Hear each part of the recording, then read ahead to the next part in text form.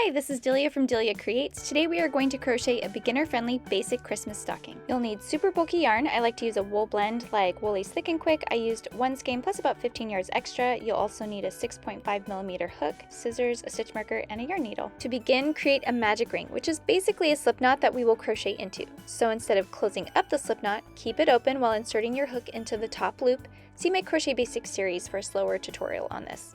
I use my 2 fingers for my non-hook hand to keep the knot open, yarn over and pull through to chain 1. Keep the tail wrapped through as it adds some stability as you work into the knot. Then work a single crochet. Insert your hook, yarn over, and pull up a loop so that you have 2 loops on your hook, yarn over and pull through both loops.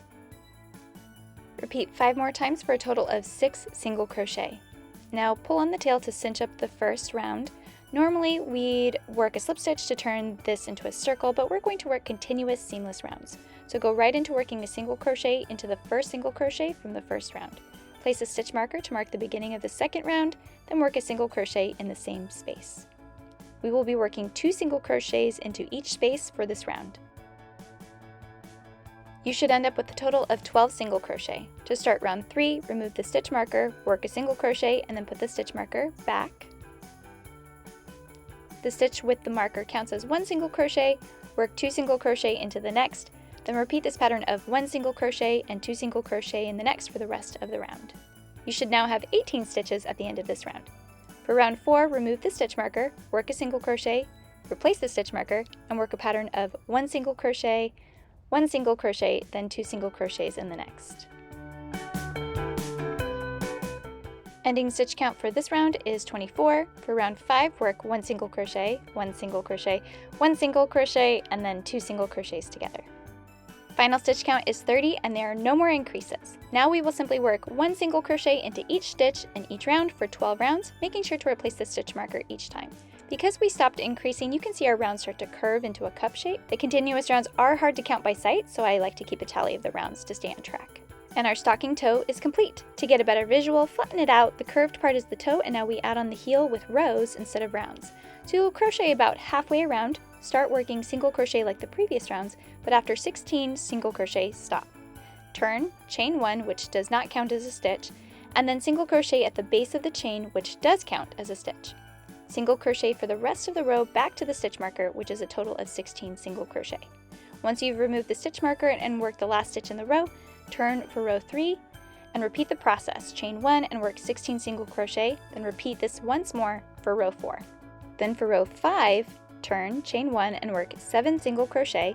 Now we are going to work a decreasing single crochet, which combines 2 stitches into 1. To work a decreasing single crochet, start your single crochet like normal. Insert your hook, yarn over and pull through, then insert your hook into the next stitch, yarn over and pull through so that you have 3 loops on your hook, then yarn over and pull through all 3 loops. Finish the row with regular single crochet into the remaining 7 stitches. For row 6, turn, chain 1 and work 6 single crochet, then work a decreasing single crochet, and then finish the row with 7 regular single crochets. You can see how the decreasing rows add a curve to the back of the heel. For row 7, turn, chain 1 and then work 6 single crochet, work a decreasing single crochet, then work 6 regular single crochet. For row 8, turn, chain 1, work 6 single crochet, work a decreasing single crochet, then work 5 regular single crochet. Row 9 is our last heel row and will decrease twice. So turn, chain 1, work 4 single crochet, work a decreasing single crochet, work another decreasing single crochet, then end the row with 4 regular single crochet. This is what your heel should look like at this point. To start the body of the stocking, we need to join the top corners of the heel rows with a slip stitch. Insert your hook into the opposite corner, yarn over, pull through both corners and the loop on your hook.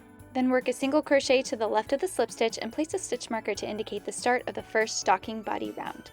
Working into the sides of the heel rows, work a total of 9 single crochet, including the single crochet with the stitch marker, then work a double crochet into this corner where the stocking dips down. To double crochet, yarn over, insert your hook, yarn over, and pull through. You should have 3 loops on your hook, yarn over and pull through 2 loops, yarn over and pull through the last 2 loops. To maintain the tight tension needed for this project, make sure you pull the yarn tight as you go. Then work 14 single crochet around until you get to the next dip in the stocking on the other side. Work a double crochet, then work 9 more single crochet. Work 1 more single crochet into the slip stitch at the back of the heel for a total of 10. Start round 2 by removing the stitch marker, working a single crochet and then putting it back. Work a total of 5 rounds in the same way as you did round 1. This is the 5th round, and you can see how the double crochets stack nicely into a slant. After 5 rounds, the dip at the top of the stocking is mostly gone, so we can ditch the double crochet stitches and work continuous rounds of single crochet. After 20 rounds of single crochet, that's 25 rounds total so far, you'll notice that the stitch marker has migrated. We need to single crochet 6 times to get to the back of the stocking to add the hanging loop. To create the loop, chain 8, then slip stitch back into the same space, or the base of the chains. Single crochet 29 times to complete the round, but before we finish this round, let's talk about running out of yarn, which is likely to happen toward the end of your stocking. You can go the traditional route and tie in a new skein of yarn with a square knot and weave in the ends, or try this magic knot. Also known as the fisherman's knot, it makes a super secure knot that allows you to cut away the excess right up to the knot for an almost seamless join. I'll link to the more detailed step-by-step tutorial on this knot in the pattern. For the 27th and final round, single crochet up to the loop, single crochet at the base of the loop, and then single crochet around the loop 10 times. Slip stitch into the base of the loop, then single crochet around the stocking 29 times. When you get to the stitch marker, remove it and slip stitch 6 times until you get to the loop. This helps even out the slanted top that comes from working in continuous rounds. Then tie off your end, leaving a 6 to 8 inch tail, thread the tail onto a yarn needle and weave it into the loop to make it more secure. Weave in an inch or so of the remaining tail and trim off the rest. Now to close up the heel, cut about 15 inches of yarn and thread it onto a yarn needle. As you sew in the yarn for the first time, leave a little tail to be woven in later. Weave the yarn back and forth to close up the hole and then into the rest of the heel to reinforce it. Trim off the excess and then weave in the tail from the beginning. And that's it. You can leave it as is or turn it inside out for a different texture, which is my preference because the double crochet stitches are not as noticeable on this side. Just make sure to weave in the tail at the toe.